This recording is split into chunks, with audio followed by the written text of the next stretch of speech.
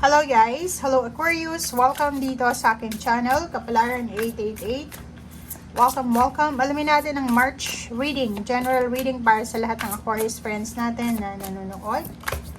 By general reading, pwede kang makaresonate, gamitin mo ang iyong intuition. And please, if you're new to this channel, pwedeng paki-like and share, paki-subscribe, paki-press ang notification bell button para kayong unang makapanood sa ating mga videos. Okay. Wow. So, nakikita natin na kumpleto yung message mo dito eh. Lahat ng cards ay nandito. Okay? Water, fire, air, earth. Okay, so first card natin is Knight of Pentacles. Pentacles muna tayo. Dito sa Pentacles na to, Aquarius, sinasabi na kailangan mong planuhin ng maayos, plakado, mag-strategize ka daw ngayong Marso bago ka gumawa ng isang aksyon.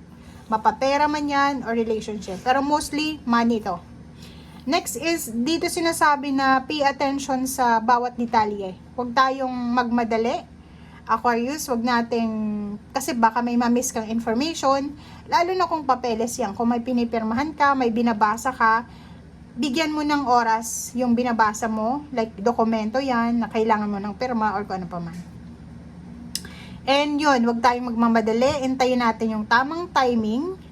And sinasabi ng Barasay dito, may mga tao na pwedeng willing kang suportahan, proteksyonan, or parang may mga angels or archangels ka na nakaantabay sa'yo sa bawat decision making na gagawin mo. So, nandito yung Four of Swords na sinasabi na kailangan natin ng katahimikan sa buwan ng March.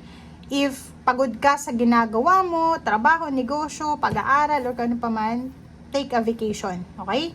Hayaan mo ang sarili mo na makapagpahinga bago ka gumawa ng decision making. And importante, ngayong Marso, prioritize sleep, okay? Kailangan mong matulog ng maayos, kailangan mong bigyan ng sarili mo ng kapahingahan, okay? Huwag tayong magpapakapagod. Okay? Kahit sabihin natin na nagtatrabaho ka sa gabi, sa umaga, hanapan mo pa rin ng panahon ang iyong sarili na makapagpahinga ka. Okay. So, iwasan din natin, Aquarius, iwasan din natin yung sobra-sobrang pagpiplease sa mga tao sa paligid natin. Like for example, sa trabaho. Hindi mo na yun duty. Hindi mo na obligasyon.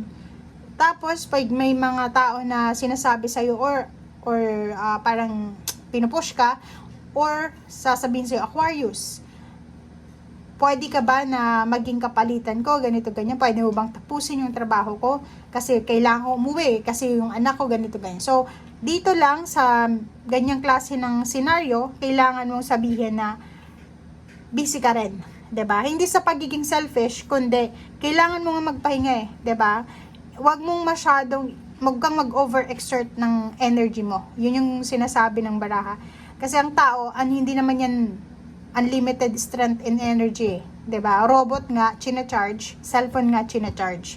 So, kailangan mo din mag-recharge ng iyong energy ngayong buwan ng Marso. Okay? And dito, sa barahang to, sinasabi ng baraha na maraming magandang balita na pwedeng exciting, mga new opportunities na pwedeng magdala sa atin doon sa rurok ng tagumpay. But make sure na huwag tayong magpadalos-dalos. Iwasan nating maging impatient and tapusin natin kung ano yung nasimulan muna natin. Huwag tayong tatalon sa isang bagay na hindi pa natin natatapos yung isang bagay. Okay? So, yun. Thank you.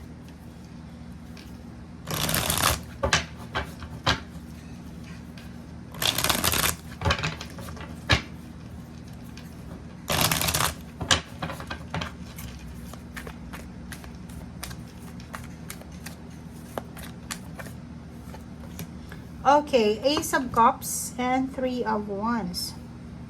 Kung makikita mo dito, nakikita natin na sa relationship, may hinihintay ka eh. Pwedeng naghihintay ka ng relationship or pwedeng naghihintay ka ng message from your karelasyon.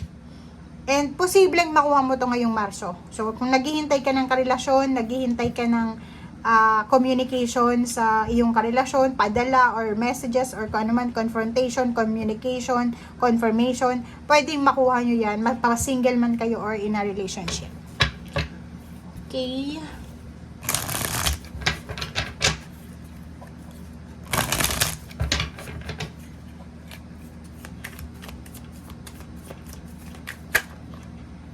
Aquarius. King of Wands. Oh, sorry. Wow. Diba? So, it's a confirmation dito na may mga mensahe, news of exciting opportunities, trabaho. Ang nakikita natin dito, opportunity sa career to eh. It's either business opportunities or career ito na posibleng matanggap mong balita. So, kung may hinihintay kang balita tungkol sa pinag-a-applyan mo or sa relationship, talagang makukuha mo to ngayong Marso. Okay? So, kung makikita mo dito, it's either relationship, it's either work, it's either business, or source ng income, ay posibleng matanggap mong balita. Okay? So, eto din ay sa Wands, pwedeng magdala yan sa'yo ng excitement. Okay? And dahil sa sobrang excitement nyo, baka magkaroon kayo ng desisyon na hindi nyo pinag-iisipan. So, make sure lang na anuman ang magandang balitang ito na pwedeng magdala ng oportunidad sa relationship, sa trabaho, sa business, or sa kung anong ginagawa mo, wag mong masyadong baliwalain yung bawat detalye na nakalimutan mo na yung kung ano yung importanteng bagay dahil sa sobrang excitement. Ganun eh, di ba? Pag excited ka, yung iba napapa-impulsive buying, yung iba nakakapag-desisyon na hindi nila pinag-iisipan. Okay? So, yun.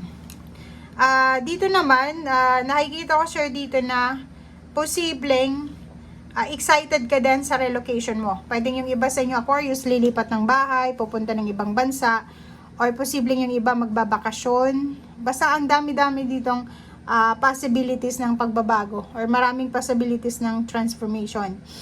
May mag-share sa iyo ng blessings, may magpapautang, magiging balance yung financial mo, magiging excited ka sa kung ano man tong mangyayari sa buhay mo kasi maraming changes ito. Okay? May mga changes, may mga new beginnings na pwedeng mangyari. Okay? Okay, so bago pa dumating itong message na tong new beginnings na to or good news, make sure lang na yun na nga, wag tayong masyadong impulsive. Kasi sa sobrang excitement, pwede kang gumastos ng gumastos, pwede kang makipagrelasyon sa taong hindi mo pakilala, pwede kang lumipat sa bahay na hindi mo alam kung ligtas ba yan or kung ano pa man. Lalo na kung lilipat ka ng bahay, make sure na magtanong-tanong ka sa neighborhood mo kung maganda ba yung location na yan, maingay ba dyan, delikado ba dyan, or kung ano pa man. So, para hindi ka magsisi sa bandang huli. Okay? So, thank you guys and see you again. Bye!